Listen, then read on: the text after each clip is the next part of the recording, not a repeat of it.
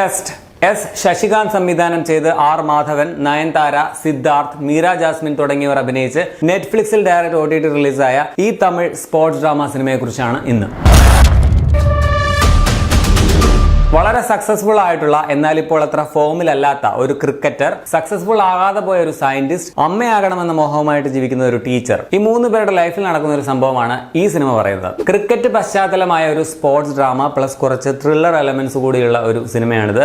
പണം, fame, success ഇതിനു വേണ്ടിയുള്ള ഓട്ടത്തിനിടയിൽ ജീവിതമാകുന്ന ടെസ്റ്റിൽ മനുഷ്യർ മറക്കുന്ന ചില മൂല്യങ്ങളെ കുറിച്ചാണ് പടം പറയുന്നത്. ഇൻട്രസ്റ്റിംഗ് ആയിട്ടുള്ള പ്ലോട്ട്, മികച്ച കാസ്റ്റിംഗ്, നല്ല പ്രൊഡക്ഷൻ ക്വാളിറ്റിയും പടത്തിന്റെ പോസിറ്റീവുകളാണ്. പെർഫോമൻസിൽ മാധവനും നയൻതാരയുമാണ് സ്കോർ ചെയ്തിരിക്കുന്നത് പറയാം. ശരവണനായിട്ട് വന്ന മാധവന്റെ പെർഫോമൻസ് തന്നെയാണ് ആദ്യം തന്നെ എടുത്തു പറയാനുള്ളത്. ആ ക്യാരക്ടറിന് ഒരു ആർക്കുണ്ട്, കുറച്ച് ലെയേർഡ് ആയിട്ടുള്ള ഒരു കഥാപാത്രമാണ്. എന്നാൽ ട്രാൻസ്ഫോർമേഷൻ അത്ര നന്നായിട്ട് എഴുതിയിട്ടില്ല എന്ന് തോന്നി. പക്ഷെ മാധവന്റെ പ്രകടനം കൊണ്ട് അത് കുഴപ്പമില്ല എന്ന് നമുക്ക് ഫീൽ ചെയ്യുന്നുമുണ്ട്. പടത്തിലെ ഏറ്റവും നല്ല റോളും പുള്ളിയുടെ തന്നെയാണ്. ഒരു വഴക്കിടുന്ന ഭാഗത്ത് മാധവനേക്കാൾ കിടലിനായിട്ട് നയൻതാര പ്രകടനം നൽകിയിട്ടുണ്ട്.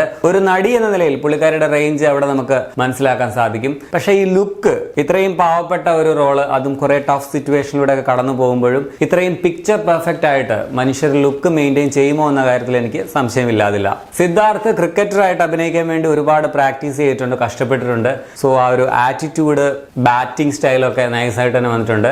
പക്ഷെ പടത്തിലെ ഏറ്റവും വീക്ക് ആയിട്ടുള്ള ക്യാരക്ടറായിരുന്നു പുള്ളിക്ക് കിട്ടിയത്. പടത്തിൽ ഉണ്ടെന്നേ ഉള്ളൂ. മീര ജാസ്മിന് താരതമ്യേന മറ്റു മൂന്ന് പേരെക്കാൾ പ്രാധാന്യം വളരെ കുറവാണ്. ഒരു ക്യാമിയോ റോൾ എന്ന് പറയാനും പറ്റില്ല. കനൽ ഒരു തരിയുണ്ട് എന്ന മട്ടിൽ ഒരു സീനിൽ മാത്രം ഇച്ചിരി പെർഫോം ചെയ്യാനും ഉണ്ട്. ഇവരുടെ മകനായിട്ട് വന്ന ബാലതാരവും നല്ല പെർഫോമൻസ് ആയിരുന്നു. കാളി വെങ്കട്ട്, നാസർ, വിനയ് വർമ്മ, ആടുകളം മുരുകദോസ് തുടങ്ങിയവരും പടത്തിലുണ്ട്. വിരാജ് സിംഗിന്റെ ക്യാമറ ക്ലാസ് ആയിരുന്നു. TS സുരേഷിന്റെ എഡിറ്റിംഗ് കൊള്ളാം. പിന്നെ കളറിംഗ്, പ്രൊഡക്ഷൻ ഡിസൈൻ ഒക്കെ മികച്ചതാണ്. ക്രിക്കറ്റ് മാച്ച് സീൻസ് ഒക്കെ നല്ല റിയൽ ഫീൽ ഉണ്ടായിരുന്നു. എന്നാൽ കമന്ററി അത്ര പോരായിരുന്നു തോന്നി. ശക്തിശ്രീയുടെ മ്യൂസിക് ജസ്റ്റ് ഓക്കെ ആയിട്ട് ഫീൽ ചെയ്തുള്ളൂ. കഥയോടും കഥാപാത്രങ്ങളോടും യാതൊരു വിധത്തിലും നമുക്ക് ഇമോഷണലി കണക്ഷൻ ഫീൽ ചെയ്യില്ല എന്നുള്ളതാണ് പടത്തിന്റെ പ്രധാന പ്രശ്നം. പ്രധാനപ്പെട്ട രണ്ട് കഥാപാത്രങ്ങളുടെ ഷെയ്ഡ്സ് ഇങ്ങനെ ചേഞ്ച് ആവുന്നുണ്ട്. പക്ഷെ അത് കൺവിൻസിംഗ് ആയിട്ട് എഴുതിയിട്ടില്ല.